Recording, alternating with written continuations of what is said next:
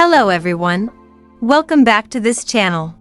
On this occasion, we're once again going to discuss several leaks that I've managed to find and that I think are quite interesting to talk about. As usual, this information comes from sources that are considered fairly credible. But before we get into the discussion, running out of stellar jade in Honkai starrail? Don't worry, there's a more budget-friendly solution. Now you can top up in-game safely, quickly, and at a lower price through U7 Buy. And it's not just Honkai starrail, other games are available too, all in one place. Still not sure? No problem. You can check U7 Buy's reviews directly on Trustpilot, so it's transparent and trustworthy. For comparison, 80 oniric shards cost around $100 in the official store, but on U7 Buy, it's much cheaper. The process is also instant. Just select your server, enter your UID, and the balance is delivered straight to your account, no hassle. Don't forget to use code BOOM for a 5% discount. And if you spend $80 per month on U7 Buy, you can even get the Express Supply Pass for just 1 cent. Yeah, it's basically free. Click the link in my description or pinned comment to visit U7 Buy. Alright, now let's get into the main topic. Today, quite suddenly, version 4 beta for patch 4.1 was released. This is quite surprising considering many players assumed that version 3 beta released previously was the last change in the testing cycle. For those of you who might think that this version 4 only contains rewording, you are slightly mistaken. Because beta v4 this time does indeed contain substantial changes that impact the character's gameplay performance. More encouragingly, the direction of changes in this version 4 can be categorized as a total buff, which means ASHVEIL experienced strengthening compared to his condition in version 3 previously. As usual, I got this information from a fairly credible source, namely Gachabase. Before we enter the detailed discussion regarding changes to ASHVEIL's ability kit, we will discuss first the changes that occurred to this character's signature light cone. In beta version 3, this light cone had an effect that could reduce defense or def shred from all enemies by 20%. However, in version 4, that def shred effect is completely replaced with a different effect.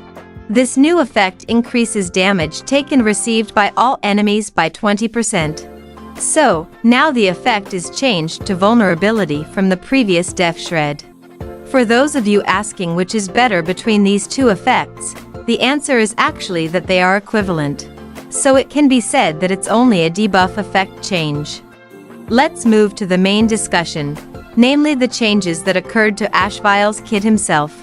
In beta v4, ASHVEIL experienced quite a lot of changes, ranging from ultimate, talent, to Eidolon. Let's start with the first one, which is his ultimate.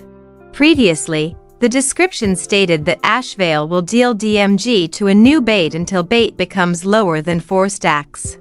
In the latest version, the description is corrected to deal DMG to a new bait until gluttony becomes lower than 4 stacks. The change from version 3 to version 4 in this skill is actually only a description writing correction, not a mechanical change. In version 3, there was inconsistency because the chain follow-up ATK was explained to continue until bait is less than 4 stacks, even though bait is basically just a mark on the enemy and doesn't have a stack system. In version 4, this inconsistency is corrected by changing the reference to gluttony less than 4 stacks, which is indeed the effect consumed every 4 stacks to trigger additional damage. The second change occurred in ASHVEIL's talent. In version 4, the gluttony stack accumulation mechanism experienced a significant efficiency increase. Now, the gluttony stacks obtained after ASHVEIL launches a follow-up attack to a target with bait when attacked by an ally experienced an increase in amount, from previously only 1 stack to 2 stacks. This buff will greatly help in accelerating accumulation to the maximum 12 gluttony stacks, which will ultimately increase the damage from ASHVEIL's follow-up attack. The third change occurred in the trace. In the previous version, the trace stated that each 1 stacks of gluttony in possession DMG dealt additionally increases by 10%. This description is corrected in version 4.2 for every 1 stacks of gluttony in possession. DMG dealt by follow-up ATK additionally increases by 10%. If we look more closely, this should be a rewording to clarify the skill effect and avoid misinterpretation. In version 3, the plus 10% damage bonus per gluttony stack was only mentioned as an increase in DMG dealt without specifically mentioning the type of attack, so technically it could be interpreted as applying to all damage sources. In version 4, the sentence is explicitly clarified to become DMG dealt by follow-up ATK, emphasizing that the additional bonus from each gluttony stack only applies to follow-up ATK, not to other damage sources. The last and most significant change occurred in Eidolon 6, which is the highest Eidolon level.